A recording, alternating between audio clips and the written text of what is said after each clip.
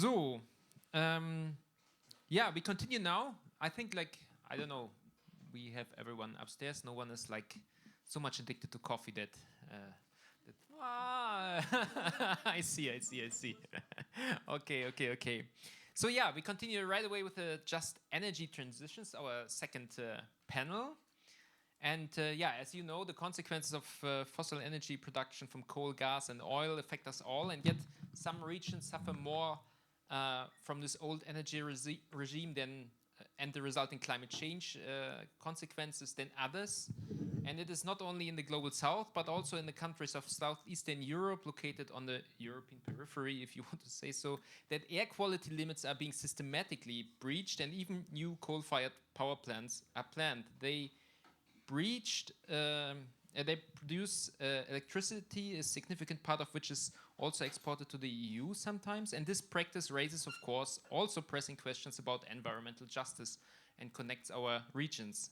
So what are the keys to fight for just energy transition that reduces emissions while keeping social transformation in mind? What role also do environmental monitoring, citizen science, and citizen initiatives play?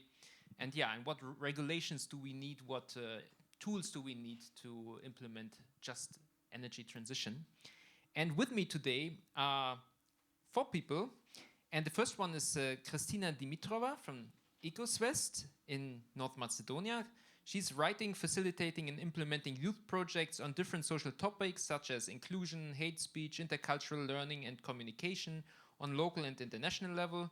She holds a bachelor in degree in marketing management, as well as a finished 1 semester in Florida related to hospitality and event management. And she's working on just transitions and energy at EKO-Svest, an NGO from Northern Macedonia that is informing the education of citizens, works towards more public participation in decision-making in the field of environment, transparent and accountable work of public institutions.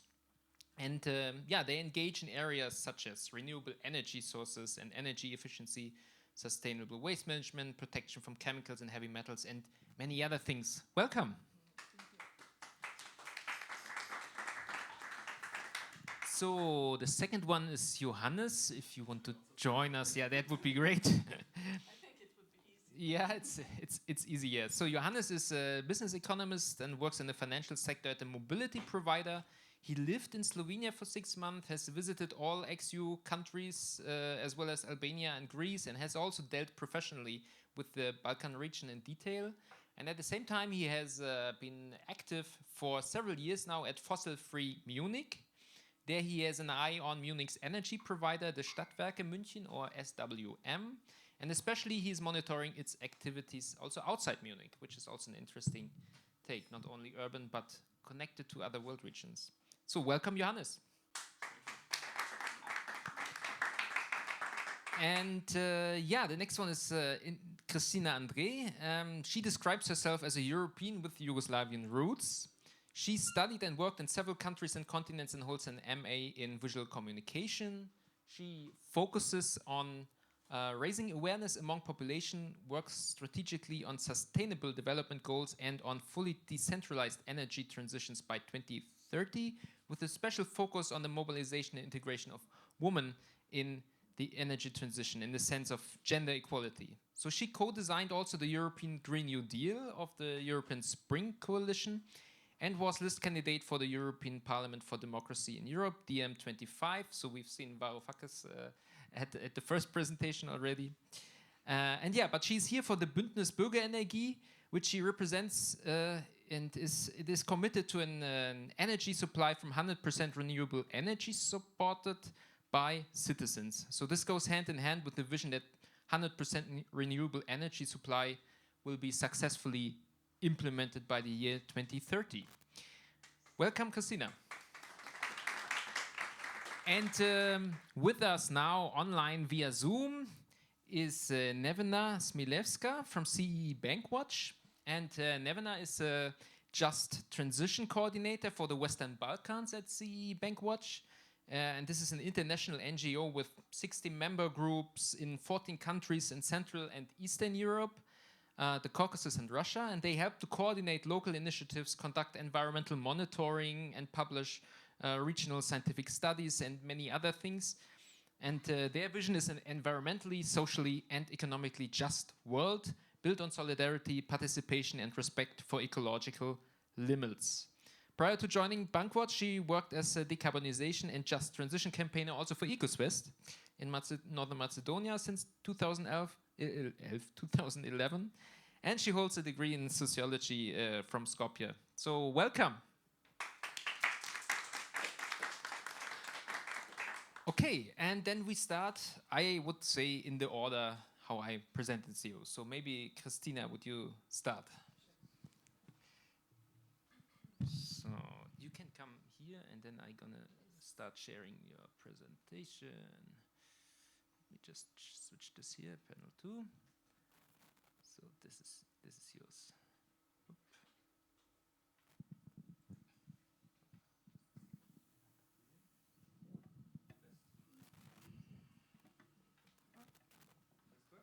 Yes.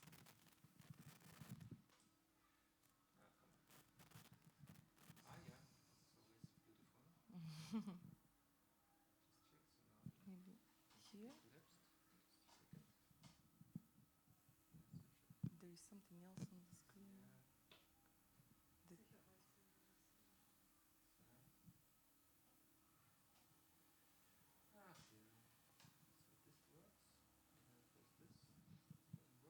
But I think you have to press something in here. Yeah, I have to. Theoretically, this should be. Yeah. Okay, Yeah. Aha. You're not seeing it here. You're not seeing it there. No. It's all gone. I think. But I'm not getting to this. Yeah. So Microsoft doesn't want that we do this. okay, it's really weird because now I don't see this. I see it here on the screen, but I don't see it Take now. out the HDMI cable. Yeah, and then maybe. Microsoft is against this So. discussion.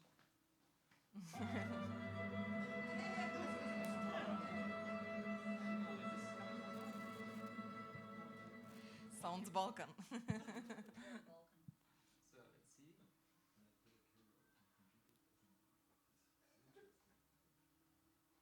I recently had an event where we were bombed also during the discussion. It was also on climate change, so I don't know whether this is a problem now, but I don't think so. I guess this is just the regular Microsoft. Doesn't they do that? They pre-build it in. Oh, people, come on. Okay, so I'm gonna close.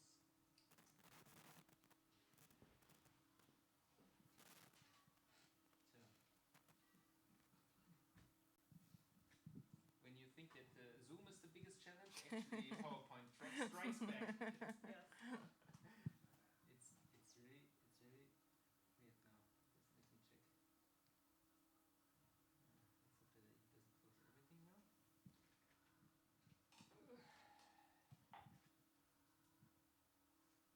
Let's hope that it doesn't close everything now. So let's start it again.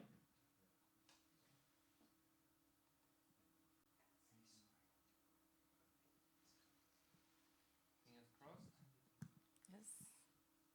Good. Then just a question of time.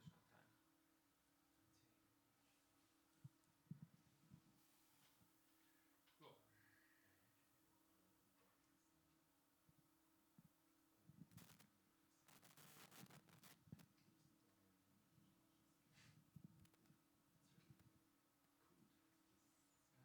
It's not even opening now. Trust Then technology. ist es ein Zen-Book deswegen.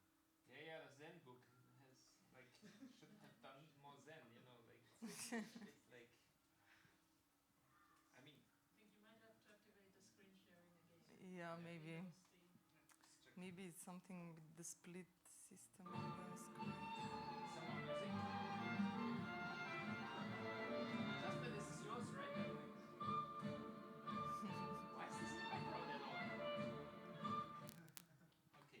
Good. Okay. This is not working at all.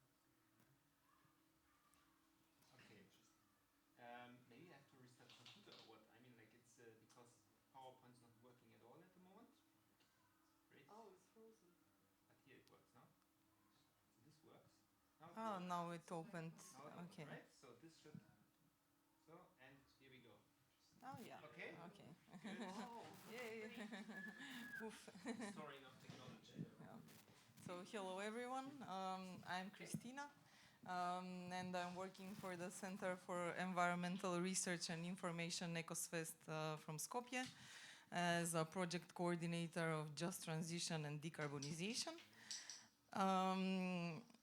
So yes, we had a huge milestone this year. We celebrated 20 years of success of EKO-Svest, where we presented our achievements. It was quite a nice event, I have to say. So congrats to EKO-Svest team. Now a little bit about the mission and vision. This is very basics about EKO-Svest, but I think it captures what we do. So basically the mission of EKO-Svest is to research, inform and act towards the improvement of public policies and habits for sustainable living and environmental protection. And EKO-Svest supports and encourages civic awareness and active participation, and as you mentioned, Martin, as well, it's quite important, and promotes practical solutions in cooperations with organizations and institutions. And our global vision, or what we want to see in the world, is a just, responsible and conscious society where healthy citizens live sustainably in well-being and harmony with the environment. So yes, some achievements of EKO-Svest in the past 20 years. EKO-Svest has implemented more than 80 projects. There were numerous campaigns with outreach of more than 1.2 million citizens, and there has been more than 100 publications. This is just part of them. They were actually exhibited like this on the gala night that now we had in September for 20 years of EKO-Svest. And probably one of the biggest achievements of the organization is the Goldman Environmental Prize, which was won by Anna Čolović-Lešovska. She is the executive director and the founder of EKO-Svest, and she was awarded with the Goldman Environmental Prize for Save the Mavrovo campaign. And a little bit about the prize, I believe you already know, but yeah, it's been awarded since 1982 every year. Basically, the Goldman Environmental Prize recognizes grassroots environmental heroes from roughly the world's 6 inhabited continental regions, and Anna was the winner from Europe. And yes, so basically this was also a very, very important event for EKO-Svest, because I think it kind of put it on the map of important stakeholders in the countries and in the country, and I think in the region as well. After the winning of this award, EKO-Svest was recognized by government institutions, other organizations, networks, and so on. And now we are often consulted on many things, which maybe was not so much the case before. Yeah, so just to explain a little bit why was the award awarded. There are about 30 critically endangered Balkan lynxes that live in North Macedonia today, and almost all of them are found in Mavrovo National Park, and I think there are also some in very few in Albania and Kosovo, because this Mavrovo National Park is bordering this, it's located in this area and bordering these two countries. And in 2010, 2 large hydropower plants were proposed in Mavrovo, and their funding was secured through the EBRD and the World Bank. And yeah, so it's unacceptable to build such structures in protected areas and national parks.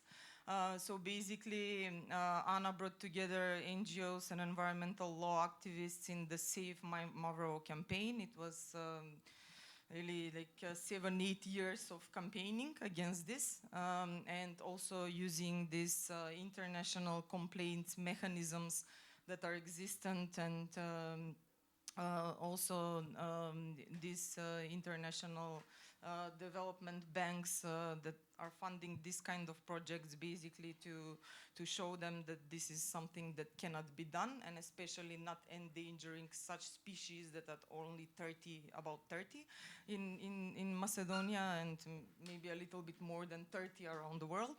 Yeah, like these 7 years of campaigning was like basically going door to door to inform locals about the impacts of these projects. Also organized public protests, like people from Mavro came from in front of the government with kayaks. So basically they were kayaking in front of the government and kind of closed that street. And yes, also launched a petition asking the government, EBRD, and the World Bank to stop the projects. And yeah, a complaint was filed with the EBRD. And after that, after 7 years of campaigning, luckily these projects were discarded and never happened. So now we still have the links.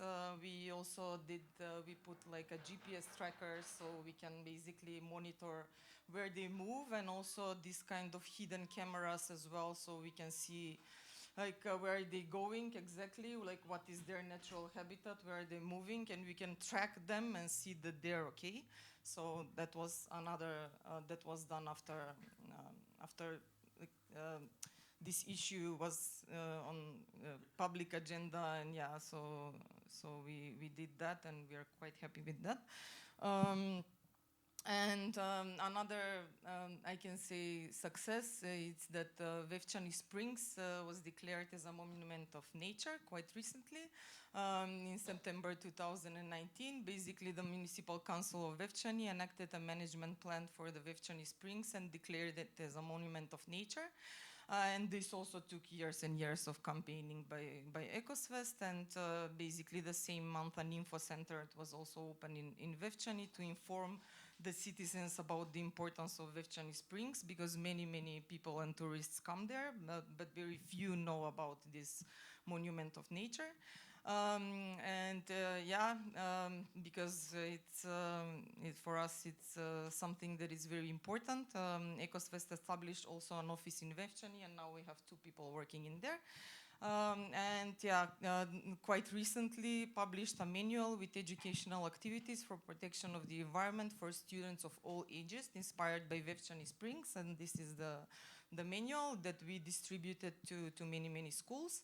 And also we developed another project where using the application e-Naturalist, you can basically go to Vevchani Springs and you can map the most important species in there, which is the trees of oak, beech, and chestnut.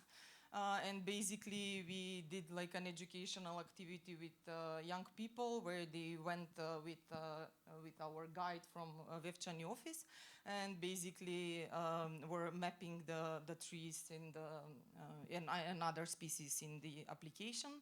And this is kind of how we also try to involve the citizens and to contribute to protection of the environment, and in the same time to educate themselves and others.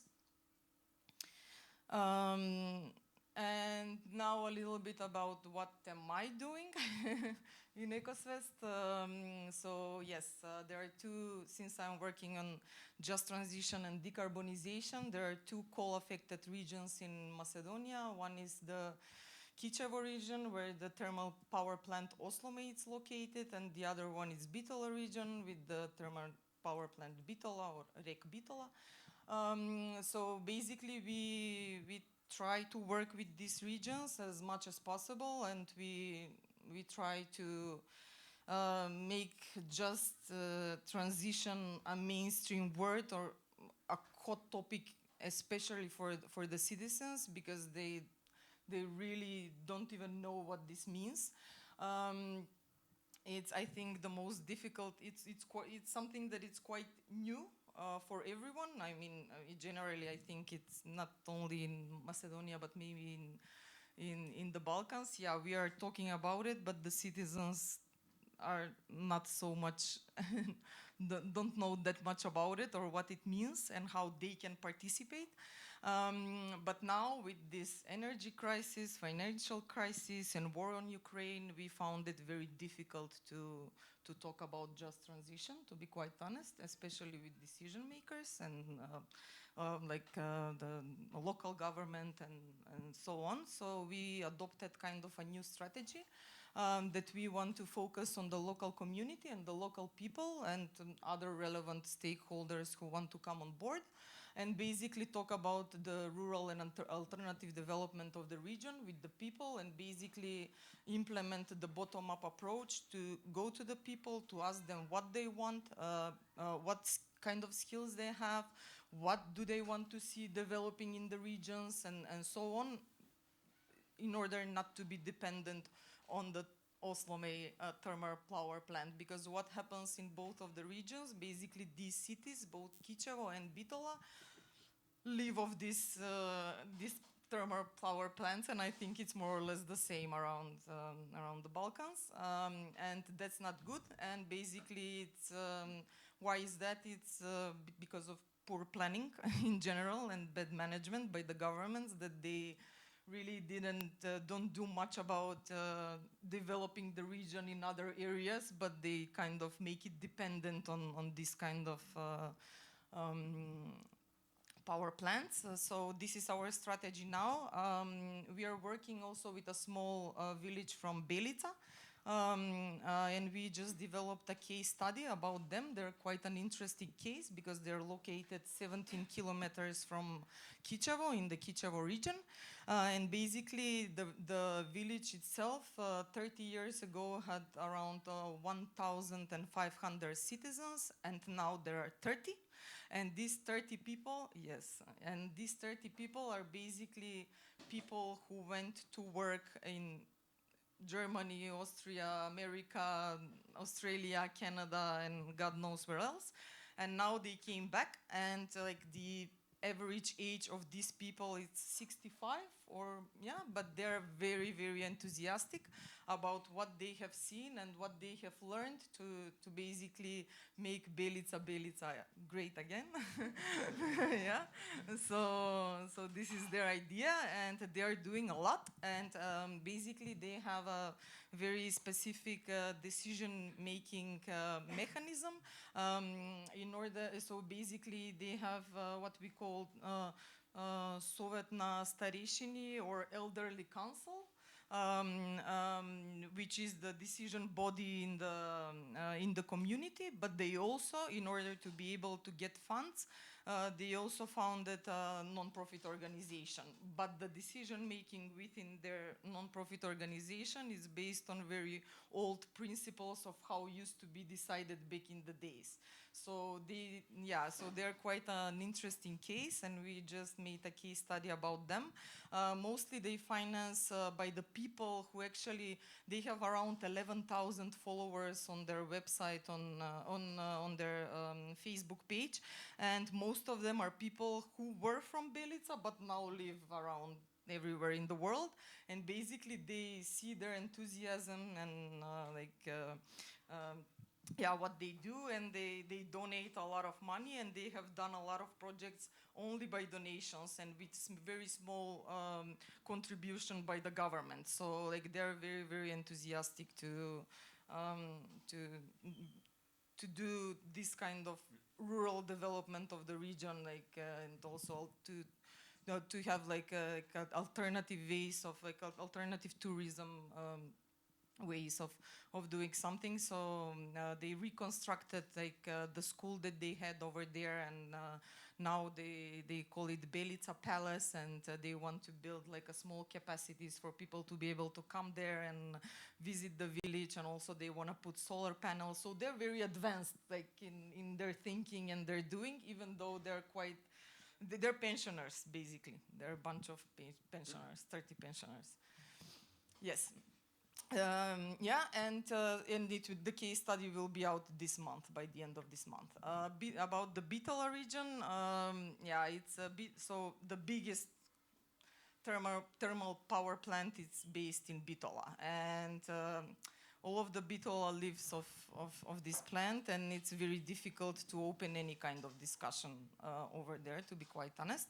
We recently had a meeting with the mayor as well, and we have some meetings, but then those are very kind of, like we come there, we speak for 1 hour, and then after that nothing really happens. So we don't feel much support from that side. But yeah, what we did right now, and as I mentioned, because EKO-Svest, it's an organization that it's working with environmental research and information. We do a lot of studies, as I mentioned, around 100 publications, and this is our way to advocate for things. And so we were thinking that we should do like an analysis on alternative to coal-based district heating for Bitola region, because they still have this old idea that exists from 30 years ago, that they will take the heat from the power plant and then bring it 12 kilometers to the city, which is not a feasible, from an economical point also doesn't make any sense. But they still have this kind of idea that even this idea, if it was something that should have been done, it should have been done 30 years ago. Now we should really discard this investment in gas and so on. So like we kind of offered an alternative for this. And actually the analysis, which is also coming up very soon, discovered that the best solution for Bitola region is to couple ACs, air conditioners, with solar panels. And this is the most efficient solution that based on individual heating. Because also the government was giving subsidies about ACs a few years ago, and many people already have them. Even if they don't have them, it's not much of an investment, and the analysis showed that this is the best solution, and that we really, instead of using these thermal plants, we should be using the sun, because we have around 300 sunny days in the year, and we are using 1% of that, and it's such a pity. Yeah, it's kind of sad situation. So we basically this now it's our mission to kind of act like a mythbusters, in a way to bust their idea about this old sleeping project of Bitola, that they will bring this heat from the thermal power plant and to offer an alternative, and we did. So now it's a matter of advocacy and informing the citizens and also the local community to make pressure on the government and to demand that more, especially the solar potential of the solar, that should be used more. And then what do we advocate for? Besides other things, I just chose like some things that are kind of in my field. We want to push development of programs for just transition, and to really become on topic on the agenda, because right now it's not, in order to eliminate the negative effects of the energy transition and to make sure that no one is left behind, because this is the principle. We have to take care of this community and make sure that no one is left behind. And yes, establishment of a just transition fund in order to take care of these people and development of the region. And implementation of the carbon tax at a national level. So we are doing also a study about this, which will be out by the end of this year. Basically, we are hearing all the time that CBAM is coming, and it will come eventually. But yeah, probably a better solution would be implementation of a carbon tax at a national level rather than dealing with CBAM. And yeah, renewable energy and energy efficiency. Right now we have a campaign going on EKO-Svest, an online campaign, and also in supermarkets, that we can make small changes in our habits, and we can be more efficient. So basically, we made the cooperation with the biggest stores for that sell technology stuff and fridges and I don't know what is it called, this kind of store, but yeah. So basically, we put labels on the energy efficiency these kind of devices or products. Yeah. So it says approved by EKO-Svest, and then you know that this particular product it's efficient and you will save energy. And at the same time, online we are educating the public how by changing small habits they can do that. Yes, so and just because I want to end this on a good note, I have a small video of 2 minutes. I don't know if I surpassed the time or not. If we have time, we can see the... did I? I did? Yeah? Okay. But it's 2-minute video. If we can see it, it's okay. If we don't, it's still okay. Thanks. Thank you.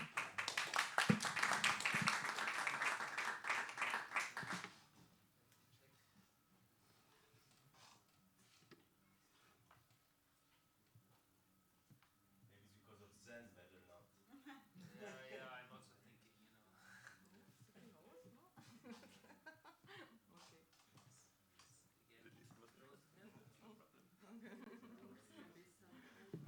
Okay, we're gonna collect the links, and there will be also the videos, the protests from Nedavno Belgrade, and of course also this video. But thanks a lot. We've seen in Greening the Balkans the CE Bankwatch video in the 2nd edition, and Bitula was one of the case studies, and it was really impressive. And yeah, now we're gonna discuss. We're gonna continue with Johannes, I would say. Thank you.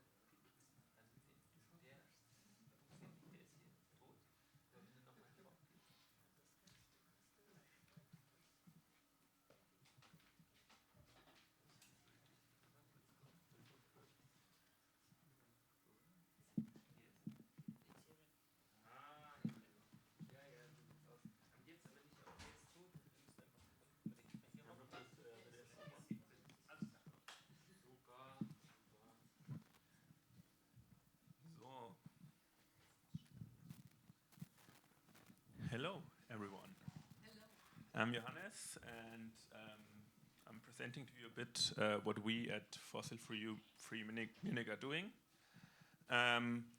We're not an NGO. We're nothing official. We're just some people coming together, basically. But there's also some structure behind, and I will tell you about that and about some of our goals here in Munich and about some of our best practices, which are not necessarily like successes yet, but rather like ways of working that we have found for us to be like rather efficient and to make an impact in Munich. Yes, I mean there's a concept about divestments and divestment campaigns, and the concept basically says has one main goal in the end, which is like prevent that there's any more money put into the fossil-free industry. But there are like several impacts that we want to create to achieve that. Impact, which means like mobilizing people, like convincing politicians and other like stakeholders who have some power to prevent investments into fossil-free industries. And in the end, any kind of investors, and these investors can of course be the cities, it can be churches, it can be universities, it can be any kind of pension funds, other funds. We want them to declare that from now on they have divestment goals and will remove everything or nearly everything from their portfolio in a structured way. Also by that again creating more attention, and that attention then should lead to others also following that path and divesting. We as Fossil Free Munich basically are a subgroup of like a grassroots movement that has kind of started in the US but spread all over the globe, because we believe that this is also like a very local thing. I mean, given the fact that like cities and also universities and so on are also in the end like local organizations. There's one guy, Bill McKibben. He started like an environmental, like an NGO, basically 350.org, and like 15 years ago, and he was talking about divestment already like the 15 years before that. And from that, basically, this whole fossil-free movement has kind of started, and it's like as like a campaign of the 350 organization, and spread all over the world. For example, to Munich, and the picture you can see down there is kind of the first big event that the Fossil Free Munich community group did. This was like in 2015, so we were rather early compared to some other organizations. I mean, I didn't live in Munich at that time, so I wasn't there.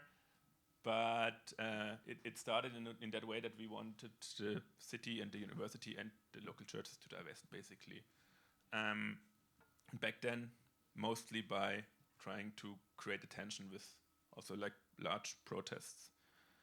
But now we'll give a small picture of our goals, which basically are also kind of project-based.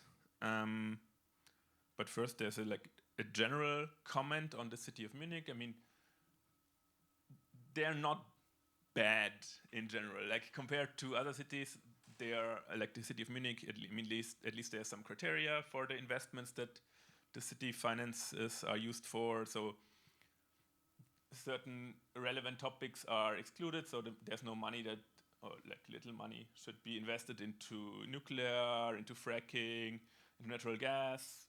But the point is that, and that's what makes it a bit difficult, is that there are always thresholds, and those thresholds, unfortunately, are not public, so it's not really transparent, and so we also can't really make a judgment if they're really good. I mean, we can say, okay, they're probably not bad, but there's no clear statement like in other cities or other universities and so on that says, okay, these are our criteria, we will properly divest everything. And sometimes it's not possible to divest certain components from your investments. I mean, if you have something in like some indexes that you're following,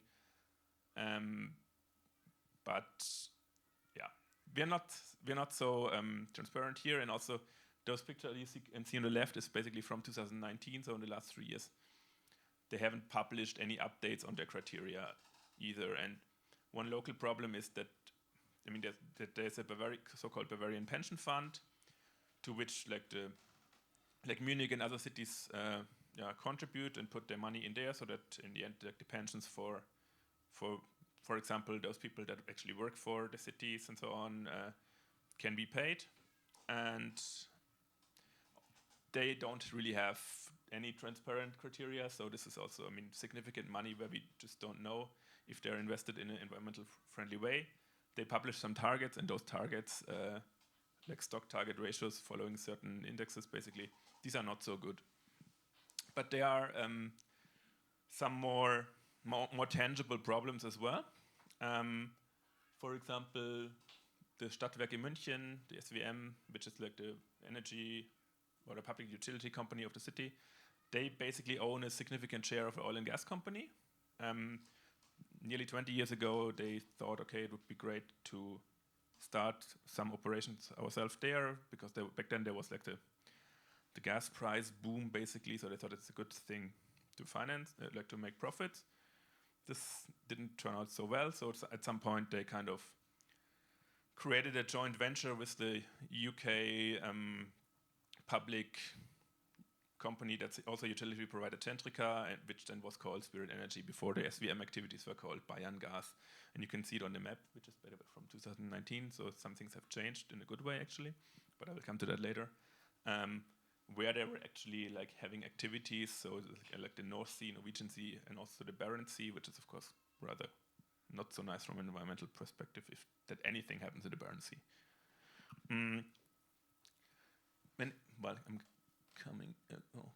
going back. I mean, you can see this small sticker at the top right, that this was kind of our focus in 19 to 21, because at the end of 21 they actually announced some kind of divestment, but actually not of their share in the company, but rather the company sold certain assets, which are more the Norwegian ones, so the ones at the very top also, and also the ones lower on the map, more south, that are close to the Norwegian country.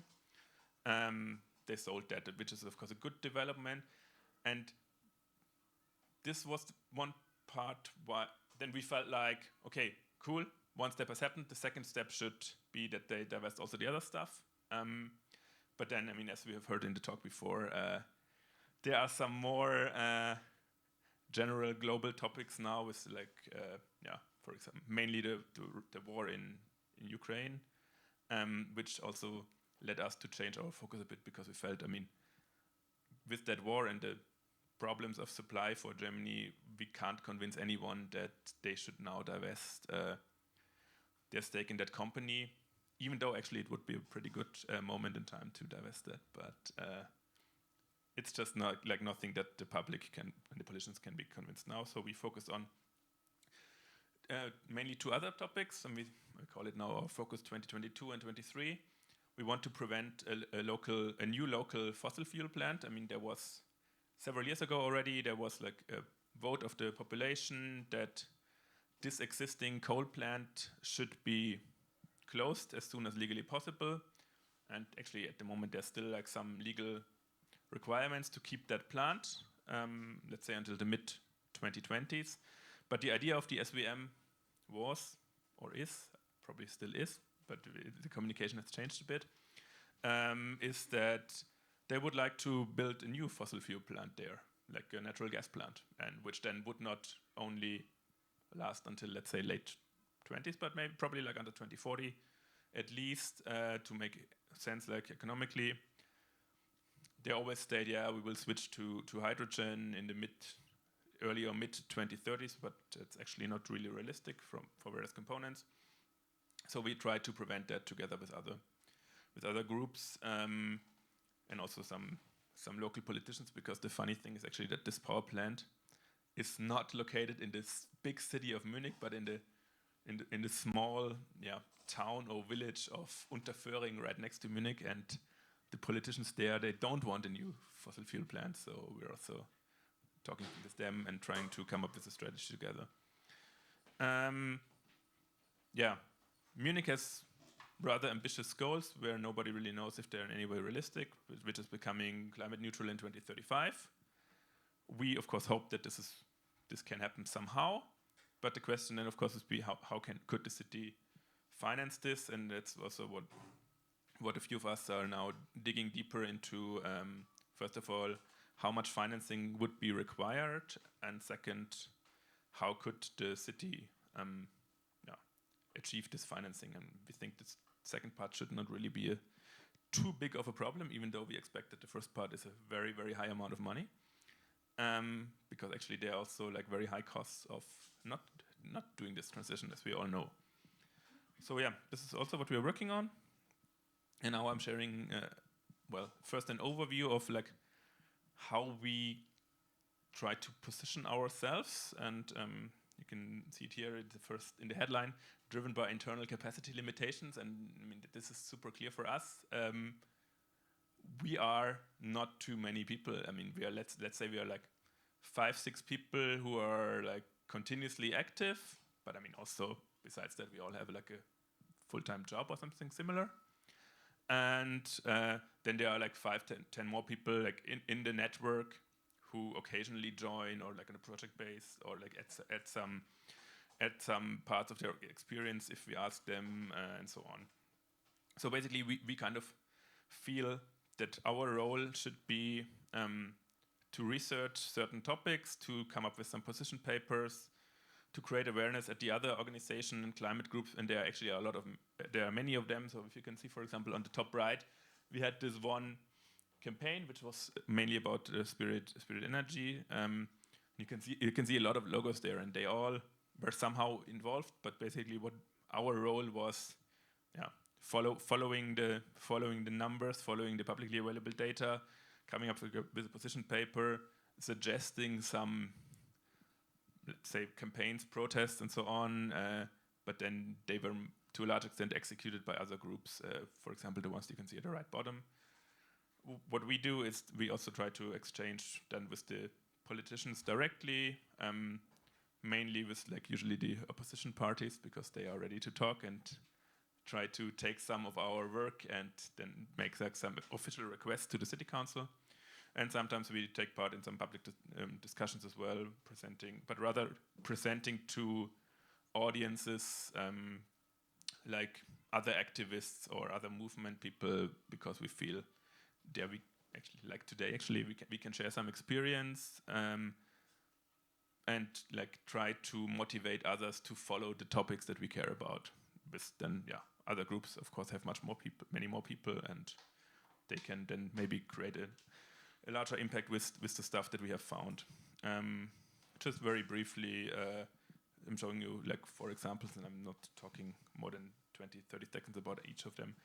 Here we had a look at the communication strategy of the Stadtwerke München and Bayerngas, which is a kind of subsidiary. And then we could clearly see, okay, they're only talking about the natural gas. And that's also the story that they convene to the politicians and so on. We're natural gas, which is important, transition technology also for Munich. But in the end, I mean, this company that they have a share in was at that point of time mainly an oil producer. And basically we want to make the public aware of this conflict. We also had a deep look in financials that we could find. In Germany, some of the financials need to be published. From that, we can see that they actually, in those 15, 20 years, they basically literally burned €1.5 billion. With some other data, we looked at some data of banks, because in this piece, Centrica is a publicly listed company. So we researched the financial and could outline that actually the city has invested more than $1 billion, and the current value of the piece at that point of time, maybe it's higher now because these companies should be worth a bit more, but at that point of time, it was worth less than 400 million. And then, as said before, we kind of tried to initiate pieces. We started the petition, and then others actually mainly made the marketing for the petition, I guess, because we're also not the ones with the highest like social media followers. You should follow us, by the way.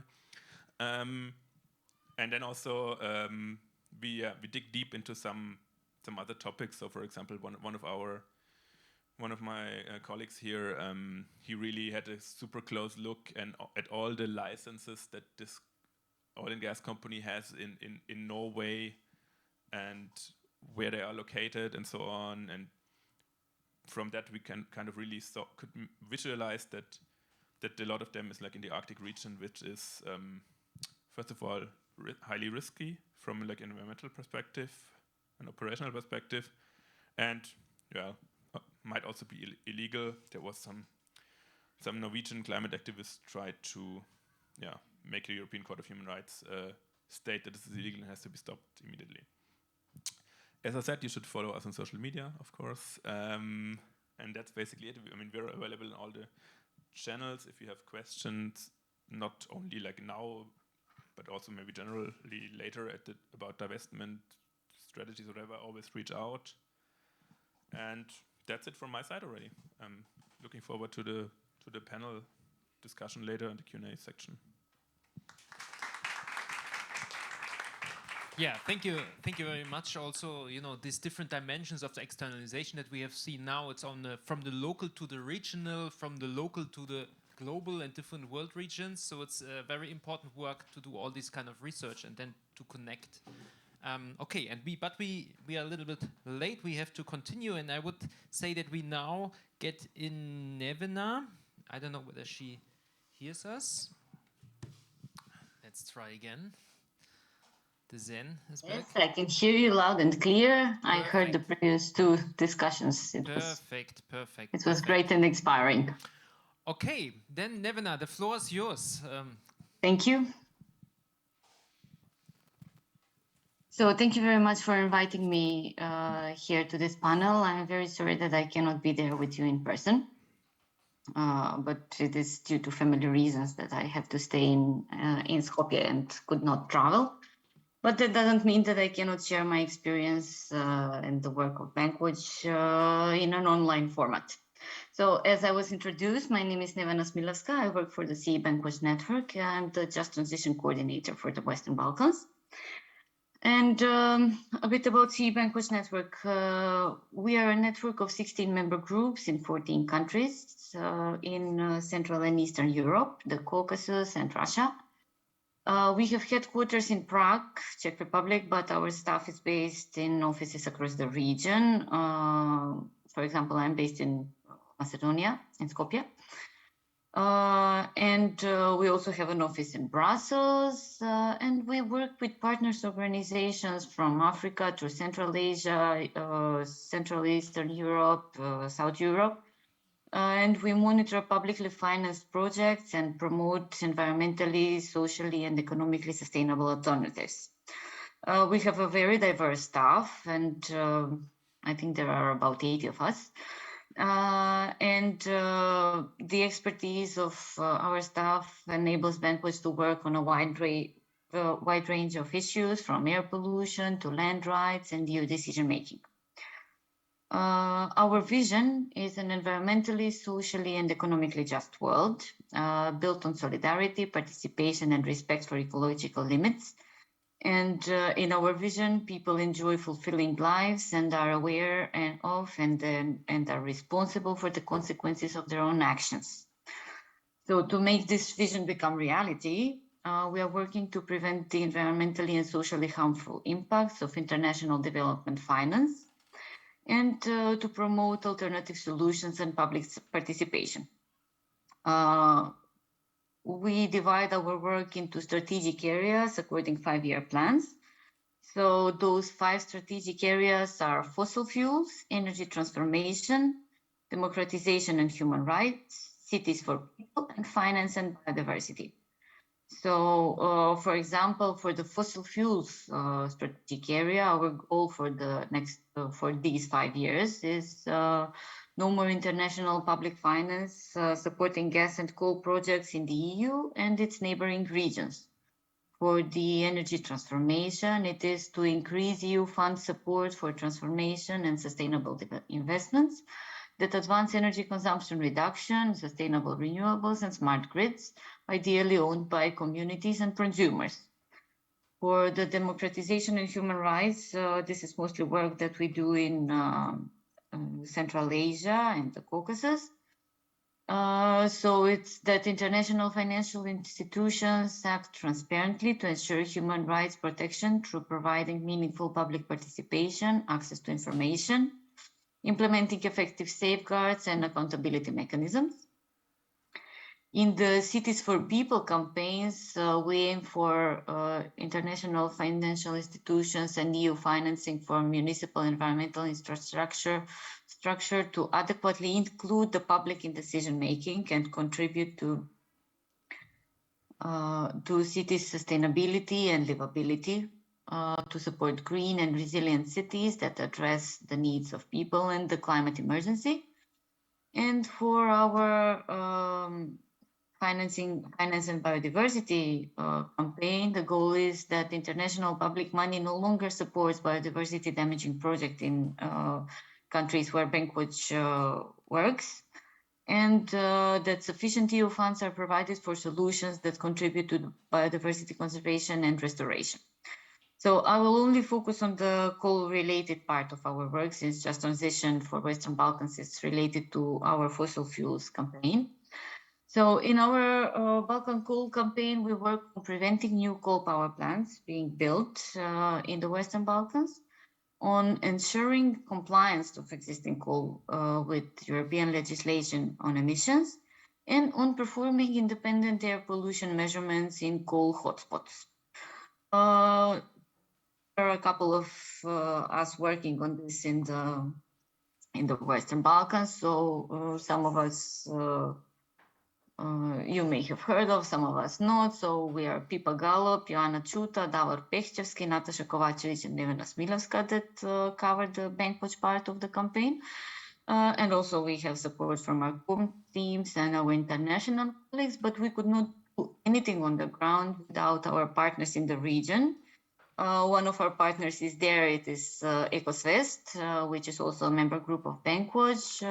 In Serbia, we work with 3 organizations. It is CECOR, which is a member group, but also with the Belgrade Open School and RERI. In Bosnia and Herzegovina, we work with 2 organizations, one in the Federation, which is called Arhus Center from Sarajevo, and from Banja Luka, the Center for Environment, and from Kosovo, the Balkan Green Foundation and BIRN, and in Montenegro, our partner is EKO-Team.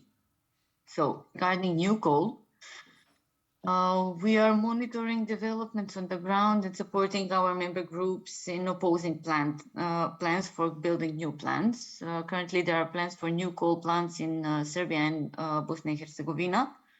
But before announcing coal phase-out dates, there were plans in Macedonia and Montenegro as well, in Kosovo too, although Kosovo doesn't have a coal phase-out date yet. And these plants were removed from plans after years of on-the-ground, but also international advocacy. So what do we do to prevent new coal? We support our local groups in tackling each plant separately. And we do this by commenting on official documents. We do research and publish studies showing regional trends. We support legal actions and use soft law mechanisms such as the ESPO Convention, which is a convention on transboundary public consultations on environmental issues. And also we work a lot with the energy community, which, although it is a soft law mechanism, it does have some leverage on the energy sectors in the countries. And also we do regular joint strategizing, planning, and coordination with our partners. We meet twice a year somewhere in the region and plan what we will do over the next 6 months, which really makes for a powerful campaign, I have to say. The next thing we do is work on stopping financing for coal plants, which, believe me when I tell you, sounds easier than it actually is. And I was listening very carefully to what Johannes was presenting. So what they are doing on the local level, we have been doing for about 25 years on the international level, and it really is very, very difficult. But we have had some successes. For example, the EBRD and the EIT have removed coal financing from their portfolios. And now we are pushing for them removing fossil fuels in general, so all fossil fuels. And also with the Energy Community Treaty, we are working on tightening the legislation in order to make coal plants even less feasible. So we have had some successes in the past years that, of course, we did in cooperation with our partners. So I already mentioned the energy policies of the two European financing institutions, but also a couple of power plants were stopped. For example, the Kosovo ARE in Kosovo, also known as Kosovo C plant. Then the Plevlja 2 in Montenegro, the Plomin C in Croatia. This was before Croatia was a member of the EU.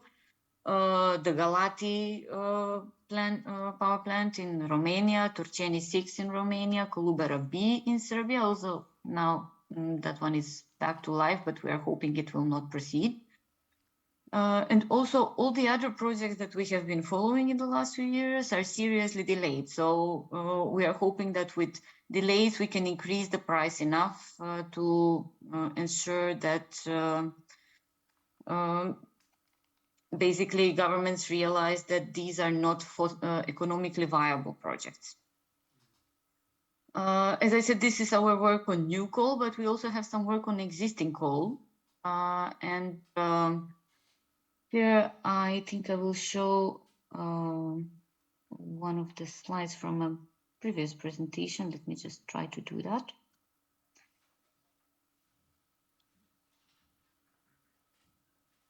Yes, it should be here. So,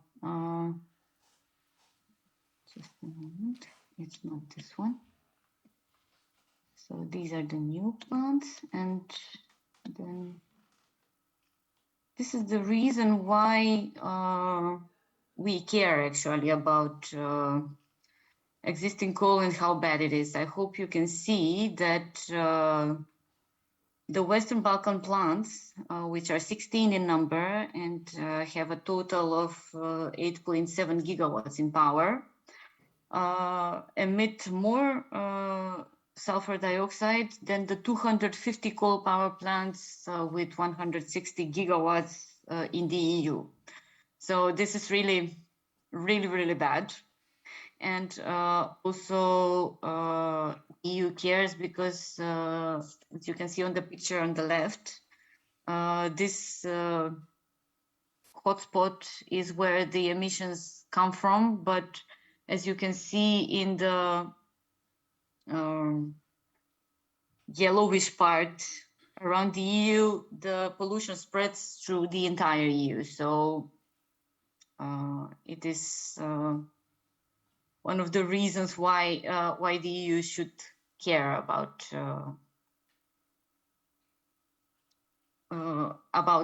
these 16 plants. And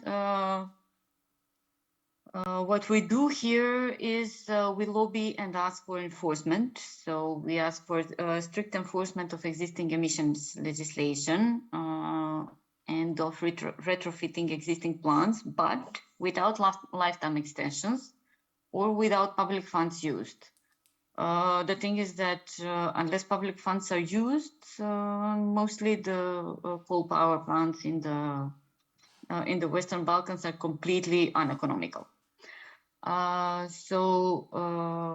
Other than that, we ask for adoption of stricter emission standards for existing plants in the Energy Community Treaty, and also we work on getting the European institutions, so the Commission and the Parliament on our side in this. Of course, they support because air pollution is quite an issue. Then we also do research and publish reports, including analysis of health impacts, compliance with laws, and so on. And we do this with various partners which work on the EU level. So mostly the Health and Environmental Alliance, HEAL for short. Then the Europe Beyond Coal. I don't know, I hope that there is someone over there from Europe Beyond Coal. Also the Climate Action Network and Client Earth and the national groups I also mentioned. Then for existing coal, we also do independent air pollution monitoring in selected coal spots. We have 2 air quality monitoring machines that we use to prove the link between coal and bad air quality, and also to push for better monitoring of air quality and to reveal bad practices by power plant operators. We also do various actions. For example, there is the annual lung run that is happening in various cold spots. And next week, on the 29th of October, it is happening in Ugljevik in Republika Srpska, Bosnia and Herzegovina. It will be a 10-kilometer trail race. So I'm not a runner myself, but if anyone is into running and feels like going to Bosnia and Herzegovina next week, please check out the long run on the longrun.bankwatch.org to sign up for the race and to see how you get involved here. Sorry. Okay.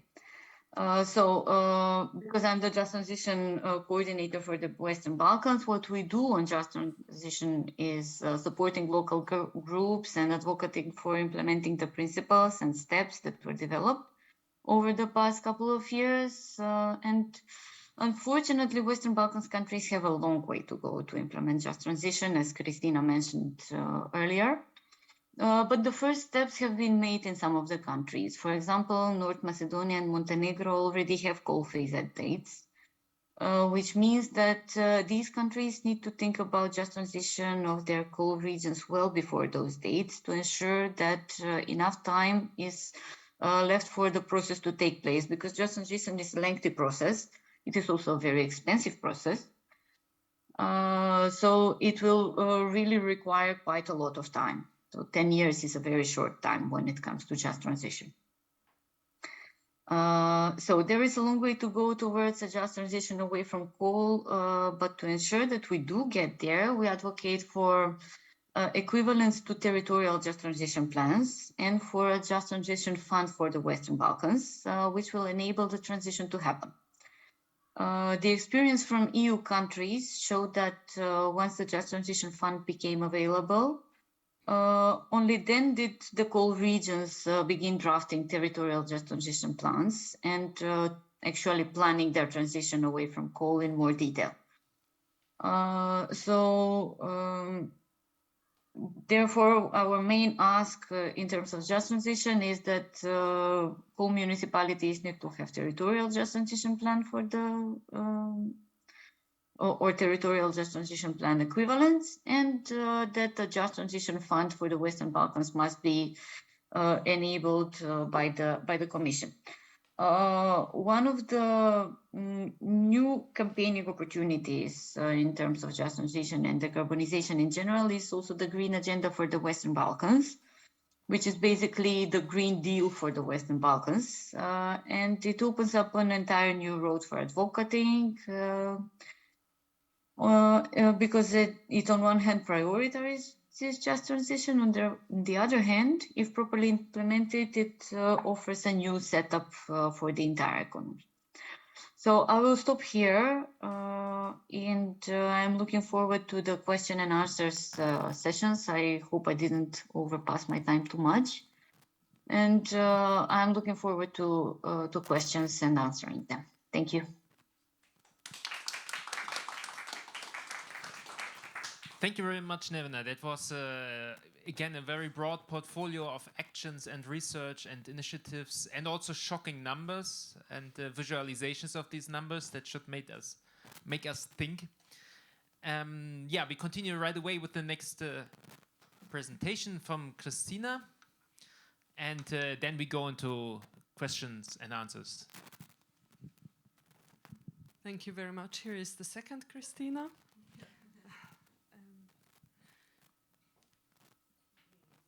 Let's see if my presentation is gonna be Gonna have a quick birth or a slow one. Yeah, actually, yeah, I'm missing the atmosphere. So it's almost lunchtime. I hope that I will be able to get your attention for the next several minutes. I would like to talk about community energy. There were already some words about community energy or citizen energy, and also about divestment, and that fits very well into the topic I'm gonna dive you in, and I hope that I can infect you with this. So, who am I? I'm in the board of directors of an NGO. We are representing community energy actors, energy cooperatives. Our office is in Berlin. I live in Bavaria, and we are called the German Citizen Energy Alliance, or Bündnis Bürgerenergie. And we are representing about 500,000 citizens active in production and ownership of renewable energy installations. But we are much more than this, 500,000. These are only the direct members. And also there was someone from Greenpeace. So Greenpeace also found Greenpeace Energy. Nowadays it's called Green Planet Energy in Germany, and they are founding member of my organization. You already mentioned, thankfully, that we are aiming to reach 100% renewables by 2030. So we have 8 years to go, and we count on you in this. So it sounds very ambitious, but actually it should be news all over, but it's not.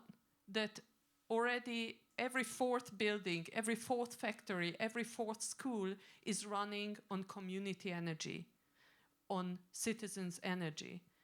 And this should be high up in the news.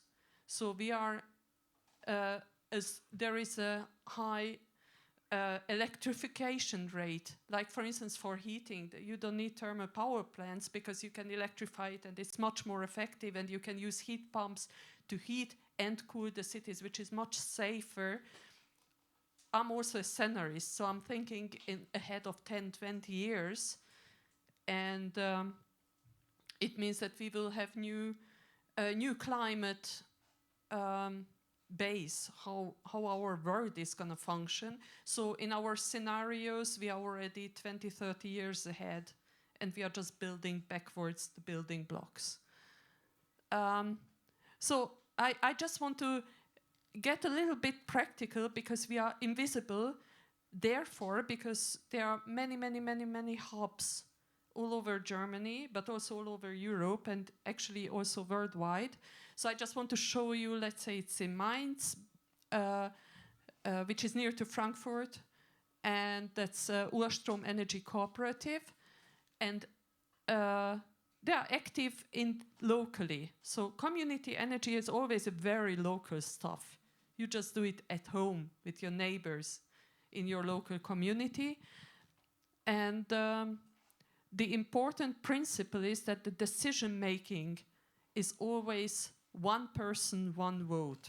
It's the most democratic construction ever.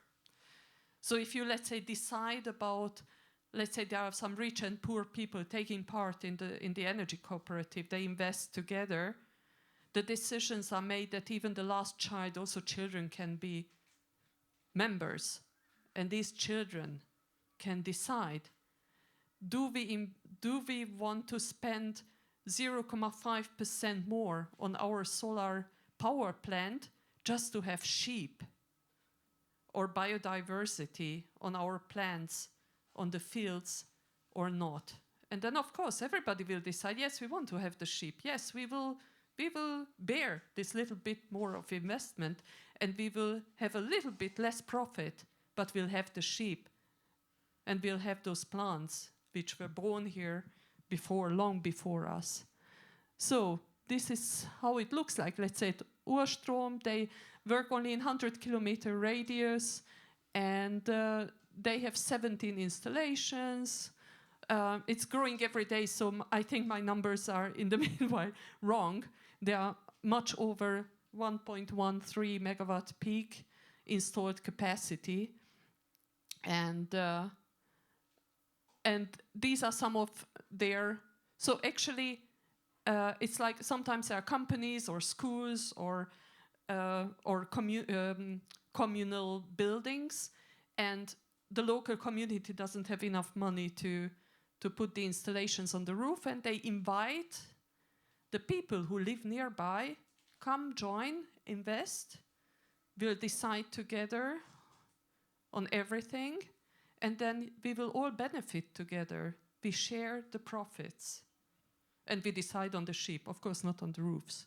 So there also, that's one of the biggest paper factory, and they also didn't have enough money to put this installation, and they invited, and they didn't have enough knowledge.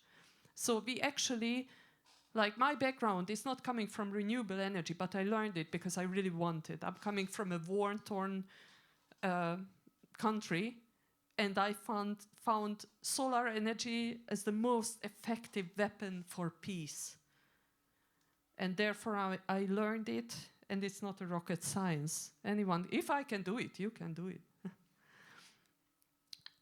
There is also, we try also to move into mobility. So we have bike sharing schemes, because once you're already in the energy field, then you can a bit build on it to diversify it.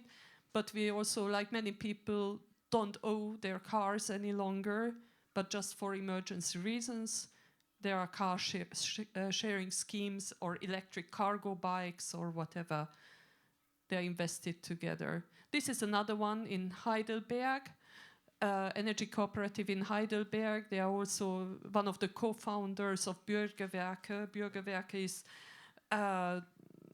there are several bigger conglomerates through whom we sell our electricity. So you are a member, you are buying from yourself, and you also supply the neighborhood. So if you don't have time, you can just buy our electricity. We will be happy to invest it into the sheeps in the next step. There are so there are many women doing these things. So it's also not only democratic, but it's also very gender just, because finally we women, we dismantle the very machoistic fossil and nuclear industry day by day. This is from Heidelberg. Let's say they have like a cooperative housing, and they have on one side PV plants, an EV charging station, and so on. And they are really, really active. Many young people are taking part in it. So it looks very idealistic, but we are not only producing, but we are also working together with big institutions in Germany to make these scenarios real, found on scientific knowledge. So we know that the future energy system, which is decentralized or local, is cheaper and is fairer.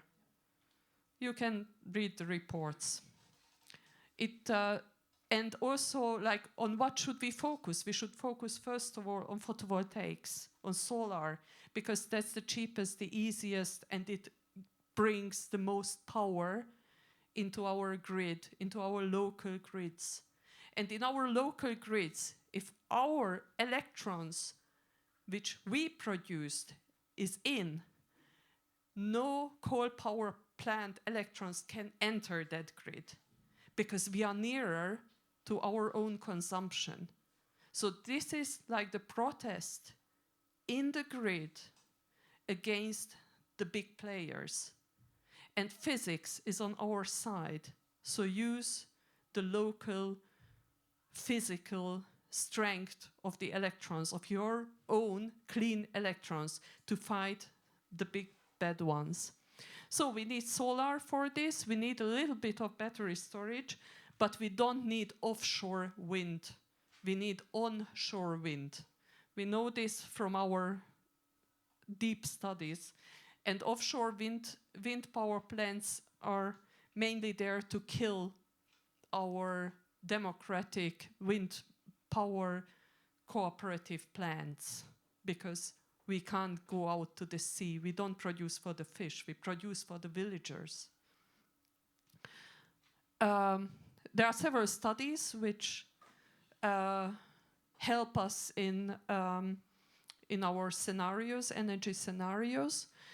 And there are also some things what actually block us. We were too successful 22 years ago in Germany. There was a law made by several visionaries shortly before the summer break in the parliament, in the Bundestag in Berlin, which gave the priority for renewable energy. The priority wording was removed in the meanwhile.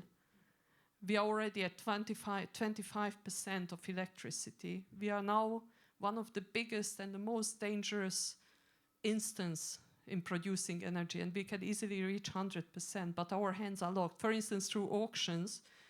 Auctions helped kill wind energy expansion in Germany, and you can actually, because of the auctions, go only offshore.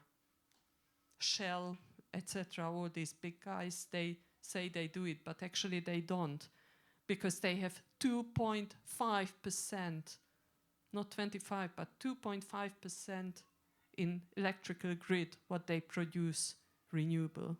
So it's just greenwashing. Here are the numbers. You see the very last one, auctions killed wind energy expansion totally in Germany. So we hope to, for instance, I was just, and also my children, we did succeed now to invest in a new local village power plant, wind power plant, which we will build beginning of next year. We will already start preparing this year. Solar plants anyway. I'm also involved in a project regarding the Balkans. We would like to transfer knowledge to the Balkan region from Germany and to network people for community and energy. The program is called European Citizen Energy Academy, EUCINA.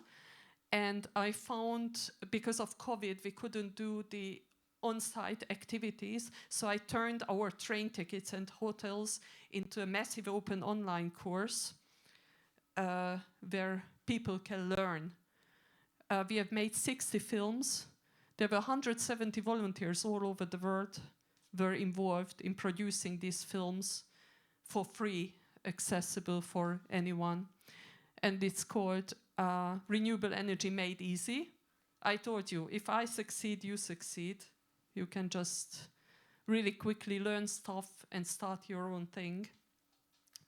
After our session, you will see Uli in the afternoon. She will explain how to do these steps. She's part of the EUCINA Academy, and she will be explaining simple plug-and-play modules, which is the smallest, lowest entrance level into this fight in the grid, what I told you, your renewable clean energy against the big ones. These are the courses, just for you to have some orientation. There are, as I said, many, many women who are doing this. We are all very invisible. And actually, we would like to inspire other women and men and diverse to join and learn and start your own thing. So these are the films you can choose. They are also on YouTube. If you type in EUCINA, you will sooner or later find the films. And finally, after the COVID got a bit more under control, we made in Thessaloniki in Greece an academy, a summer school, where actually we would have liked to invite 80 people, but then over 300 people were begging, please let us in, let us learn. From all over the Balkan region, from Turkey, North Macedonia, we were having a little workshop also for 100% renewables with one of the communities there. Oh, when was that? Yeah, you missed. Yeah, I realized you missed it. I'm so sorry. Yeah, we are working on it to make it available in the future.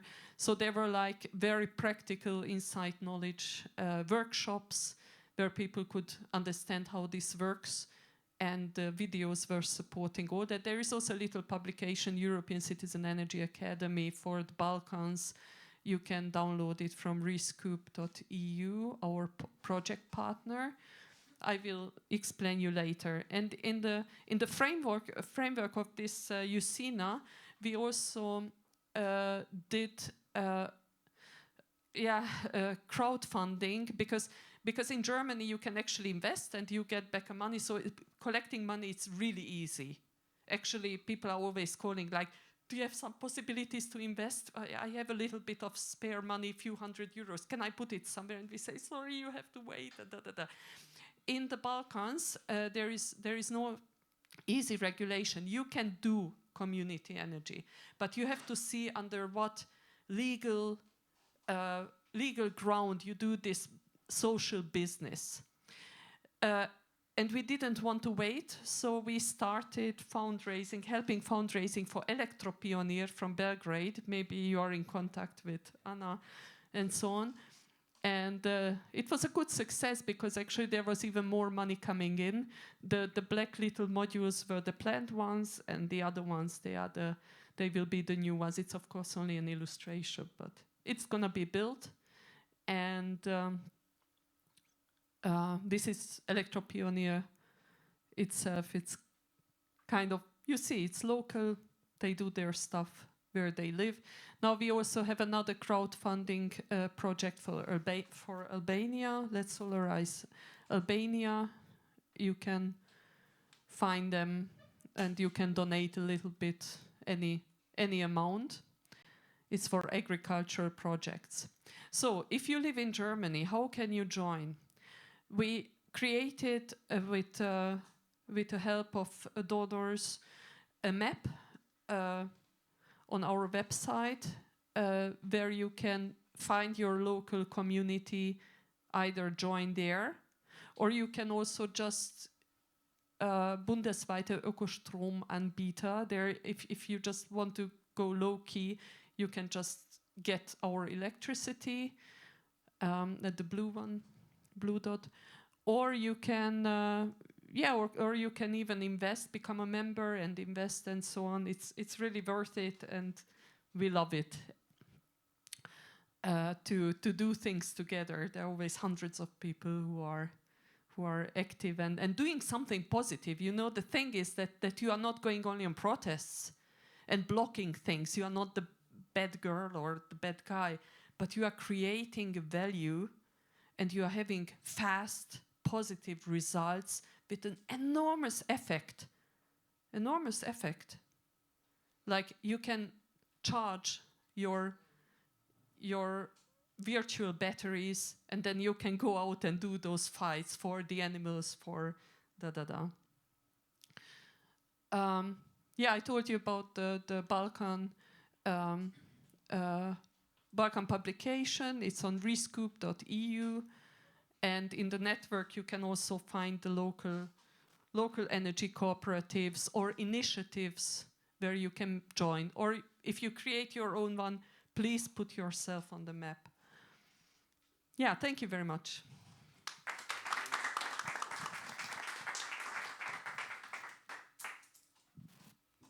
Yeah, thanks a lot. That was also a very impressive connection between local, inter-regional initiatives, and I think that's a very good kickstart for our discussions. So we are, of course, a little bit late, to say the least.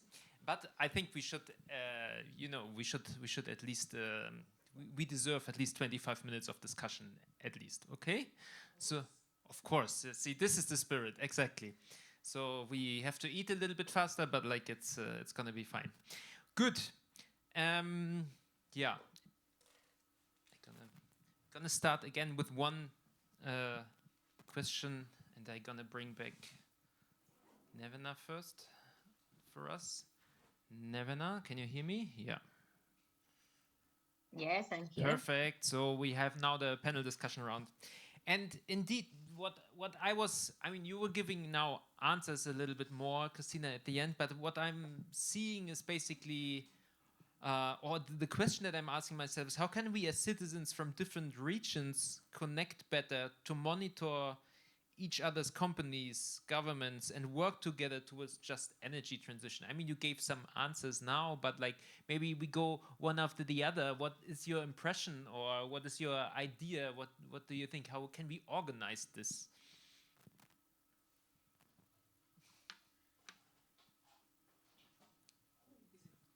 Yeah, let's start with Johannes. Yeah. Well, I think. Does this one work? Yeah. Oh yes.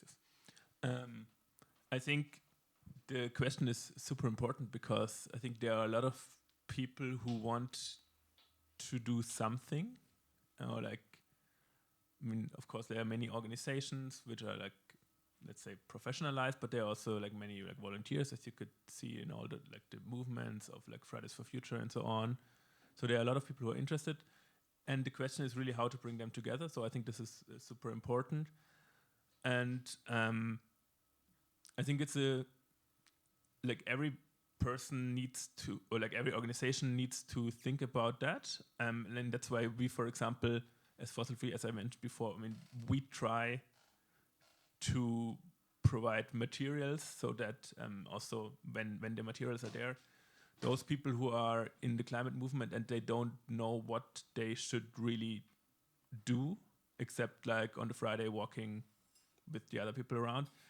So we try to provide materials which should make it easy for other people to join, basically, and to use the materials in order to achieve something. And that's a bit of our approach.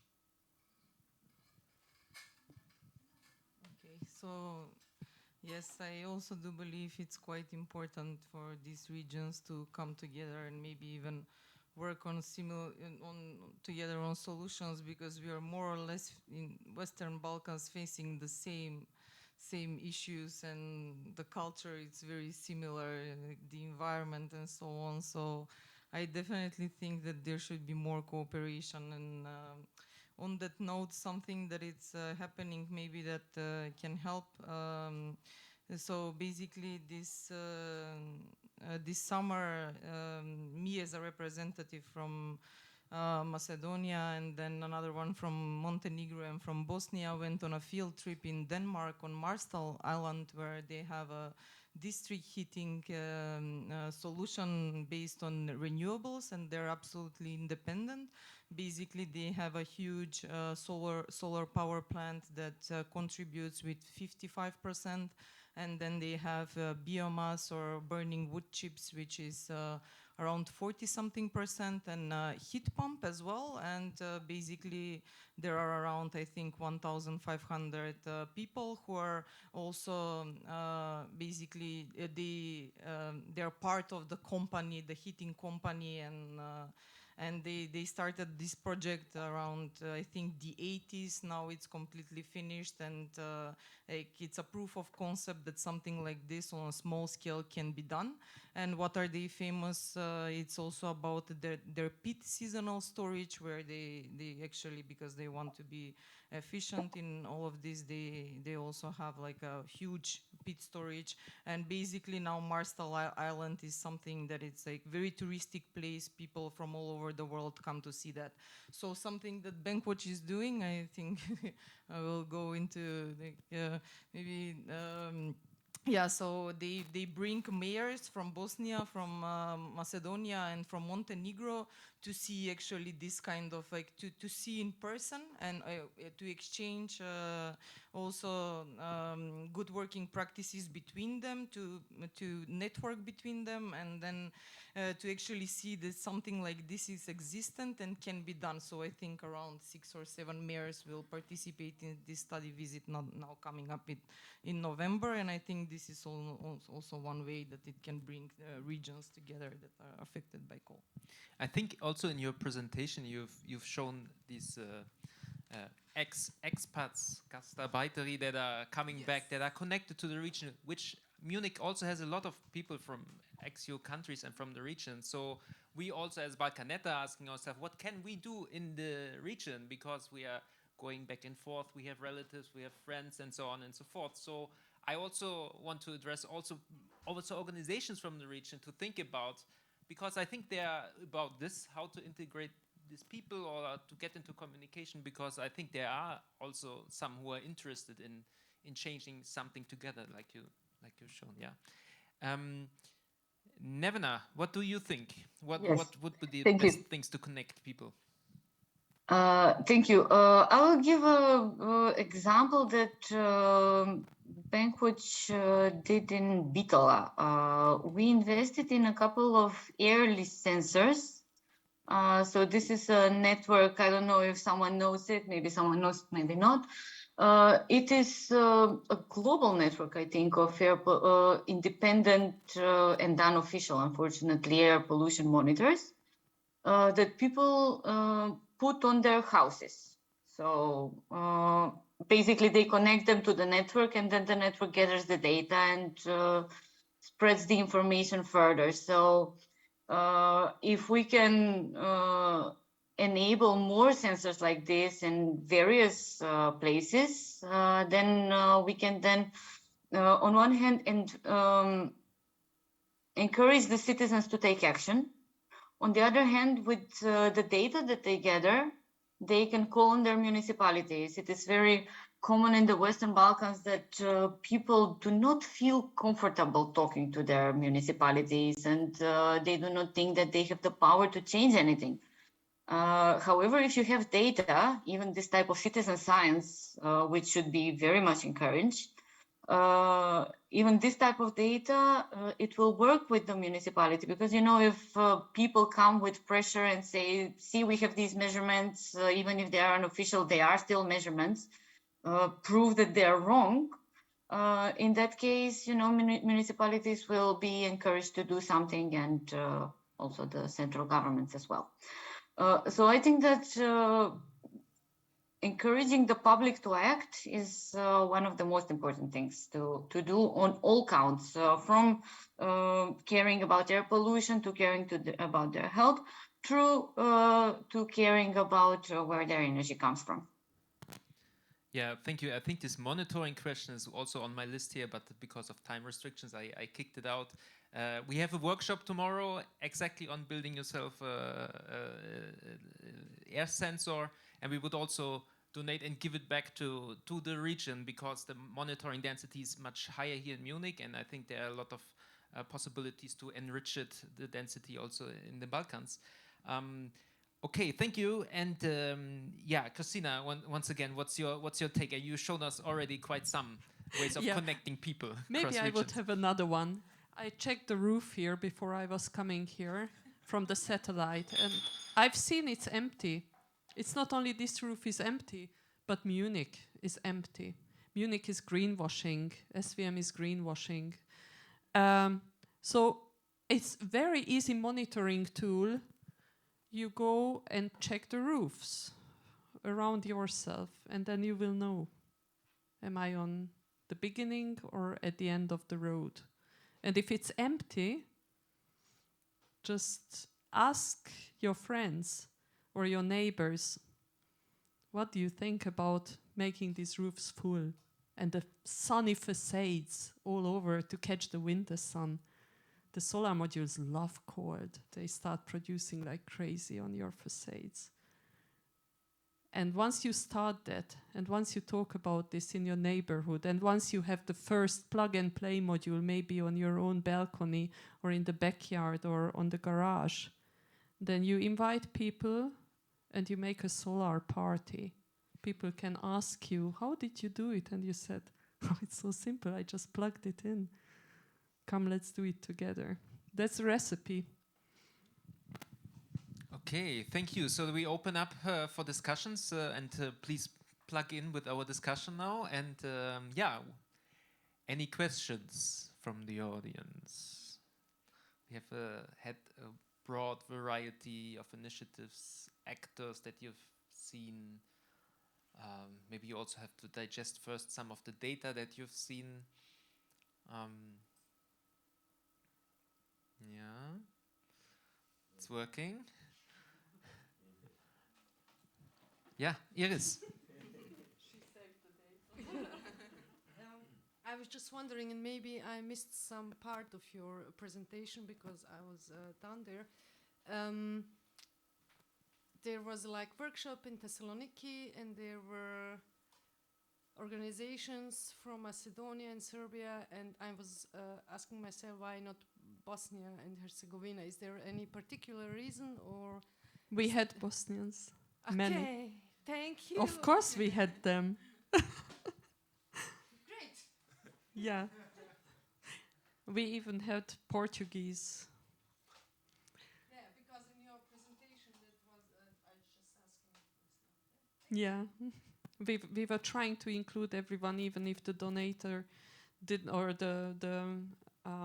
actually it's from the Ministry of Economic Affairs and Climate Action. They, or it was at that time the Environmental Ministry, that they were not so fond of us expanding to so many countries, and we were really fighting for each square kilometer further on. We are all one family. I have just one question. Sure. Maybe more about the region. How much money Europe or European or West world invest in NGOs and different NGOs who are working in environmental problems in the Balkan? Do you have any kind of idea about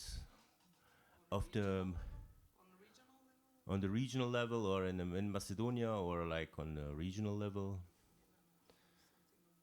Because there is a lot of money which is going to the different. We talk about before. We talk about this kind of political decisions, some kind of initiatives, some declarations which came from Europe and so. So there is a lot of money which is also there, and there is a lot of corruption, and there is also a lot of struggle with NGOs. The NGOs that are also, let's say, having a lot of things on the websites, but not really something they really do. So, So just as a question, just to know what is the money circulation in NGO sector. Nevena, can you say something on that? Did you use EU funds for Bankwatch somehow? Are you getting support from some of the funds, or how is your experience with the supporting your work by some of the institutions? Yes, we do get EU grants. Also, I'm aware that most of our member groups which work in the Western Balkans also do get some EU grants. However, what you can do with EU grants as a CSO is fairly limited. You can do advocacy. You cannot do many practical things. The practical things would be for the governments to use the EU funds for. So I can say for the Macedonian government, for example, they used EU funds for building roads, so road infrastructure. But I cannot say that they are really doing something really good to promote the energy transition.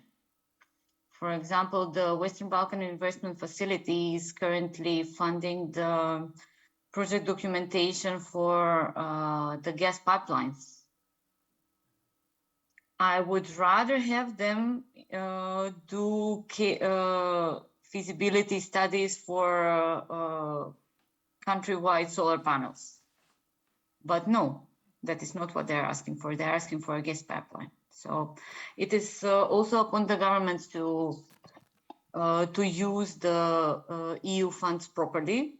And also there is something to say about programming those EU funds. You know, if you program them well, they will enable the green transition. If they are programmed in a way that will promote business as usual, they will promote business as usual. So it is a two-way process. So on one hand, governments ask for newer things for promoting the green transition. On another hand, the EU Commission needs to push this green transition with how they deliver the funds. The green agenda for the Western Balkans has this huge economic and investment plan, which is about 30 billion euro, 9 of which are through the IPA, to 20 or something through other sources. But still, what was submitted by governments was in a fairly large amount gas infrastructure and road infrastructure instead of energy efficiency schemes, solar schemes, and so on. So there is quite a lot of advocacy to be done on the ground in terms of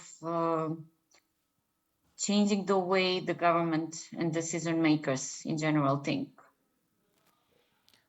Okay, I would go like one level lower again for the next question.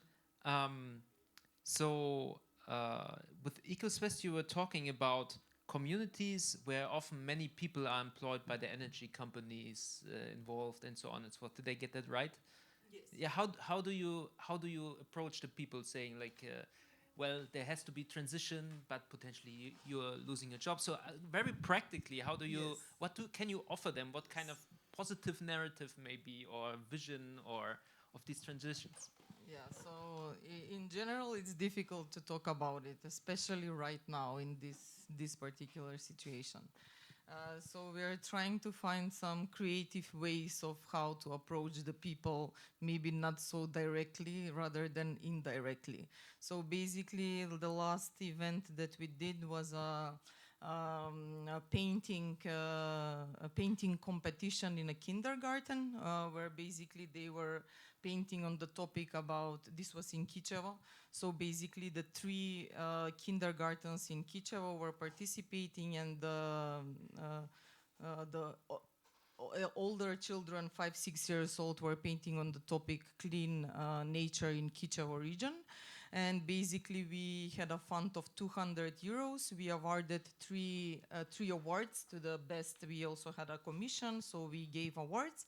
But for the rest of the children, which are around 40-50, we basically gave them a tote bag with a children's book, which is called Jaglenko, or a coal man, and it's against coal. And in the back of the children's book, there is like a coloring page, so we put like a coloring wooden pencils. And then by that, giving this to children will also come to the parents. So we kind of target the children, but in the same way we target the parents. And we had around 100 people in the kindergarten, where we also, kind of addressed the topic and so on. And it was a great event, to in one day to have such achievement such an impact on so many people. So because all of these children will take this book home and they're gonna talk about it. Their parents are gonna see it as well, read it as well. So it's just, so we try to be creative in this kind of event. It's, I think, one example. Thank you for that. If I can also have something to say here, yes. On the regional level, we try to work with trade unions. However, trade unions are very, very difficult to work with because, you tell them that their power plant will close and then you need to offer them solutions. So the just transition mechanisms usually try to offer them reskilling, or if they are at a more advanced age, maybe early retirement. However, this is not enough. So that is why we try to also do some research on the regions and offer other solutions which are not directly related to the energy sector. For example, for Kičevo, there have been some studies that EKO-Svest did about possibilities in tourism, because it has really good possibilities for tourism, or possibilities in agriculture, or in collecting natural I think they're called wood products. So products from the woods, like berries, mushrooms, and things like that. And these are really ecological projects that can be then turned into different products, which can be turned into different sorts of products. So homemade jam, homemade dried mushrooms, and so on. And these are all business opportunities for maybe not the people from the power plant themselves, but maybe for their families. So we try to offer them various solutions when we talk to them. It is very, very difficult because they are used to, you know, their families doing these sort of things even now, but unofficially. So there is really a long way to go. Like I said in the beginning, there is a really long way to go in changing the mindset of people. But unfortunately, it has to be done. And it is a tough pill to swallow, but it is on the municipalities basically to work with their people to enable them to think differently. I don't have any content to add, unfortunately, but I need to leave. I have a work meeting in 6 minutes. So if you have any questions to me, I will be here tomorrow, not here, but at the Glockenbach Werkstatt tomorrow afternoon, evening. Perfect. Thank you very much, Johannes.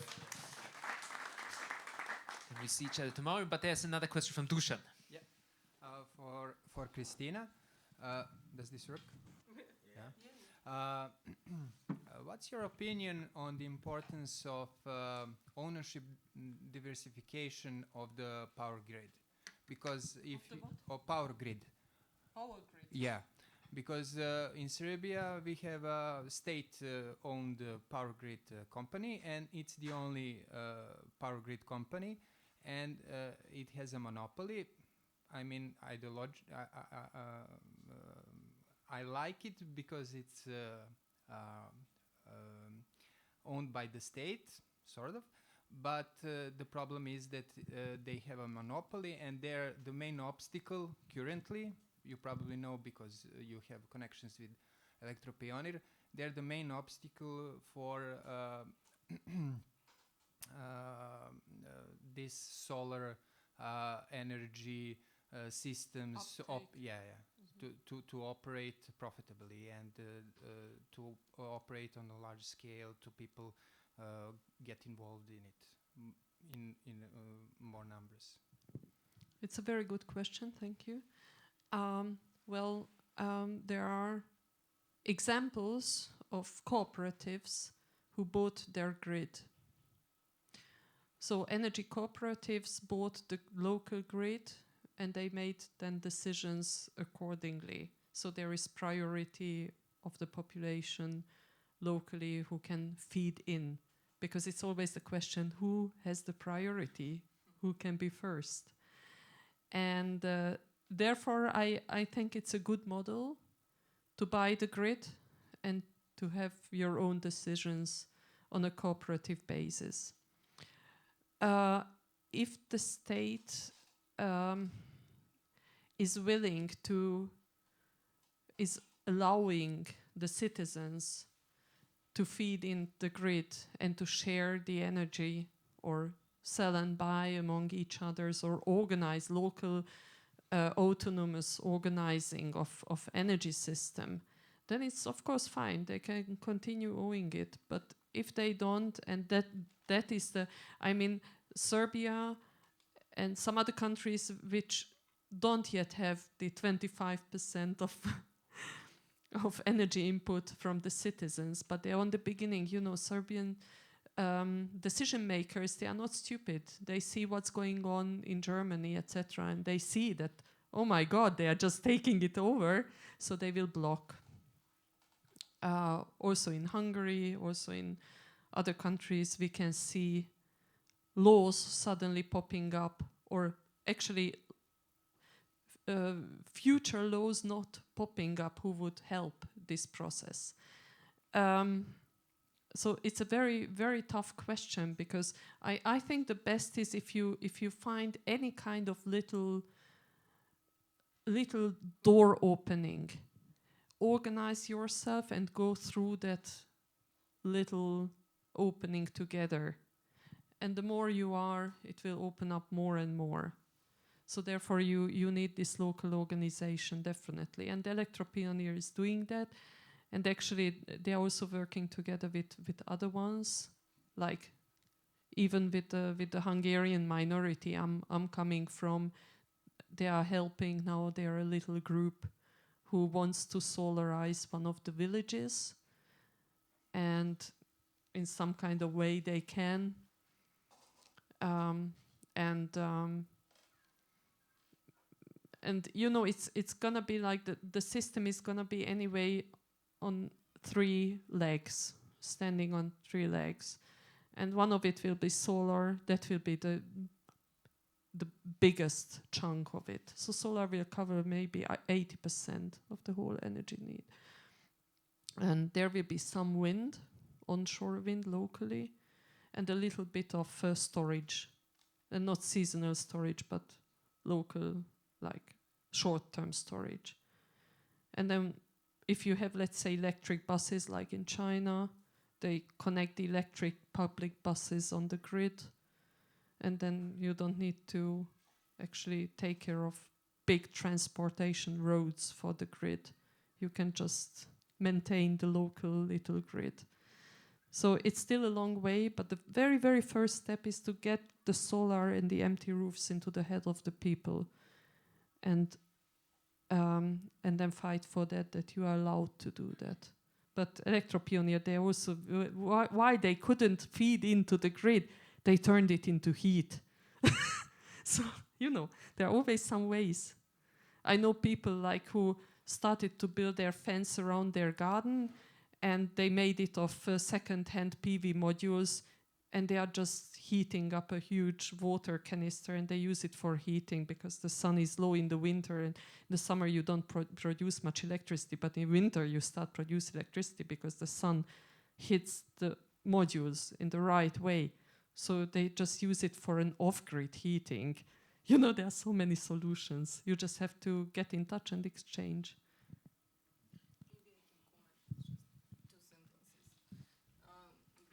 So now with this, what we actually advocate for is these energy communities to become a reality because they're not right now. And now with this new study for Bitola, where basically they can gather like a small few buildings, for example, can be an energy community. So what we want to do starting next year is basically find some opportunity or some small community that that can do either a small power plant or something like that, so we can actually show that it can be done. And I think that educating the public and making the public make pressure on the government, it's the way to go about it, because they have to demand. It has to start from them as well. So I know that one of the most difficult and expensive things is introducing a new concept or new product or completely new service or something very new. It takes a lot of education. But I mean, we have to start somewhere. So I think, yeah, building the capacity of the people, it's quite important, and making them make a pressure on the government, it's the way to go about it. So, yeah. Okay, thanks a lot for this. I think if there are no other questions, I would thank you a lot for this really enriching panel, very interesting case studies, connections across the regions, and I think there's even more to be connected and to work together. And together we will also have a lunch break now. I think it's fine if we start a little bit later with the third panel, not at 2:15, but at 2:30 at least. What do you think, Jasper? So we have now it's 1:30. And it's then that we start 2:30 maybe? I think it's not a problem. I just don't know if they need a room. Aha, okay. But I think it's okay. Anyways, a big applause for the panelists, please. and your questions. Thank you for participating. Thank you also, Nevena. It was a great pleasure to have you. Thank you very via much. Zoom. All the See best. you. Have a great Bye. weekend. Thank you. Likewise. Bye.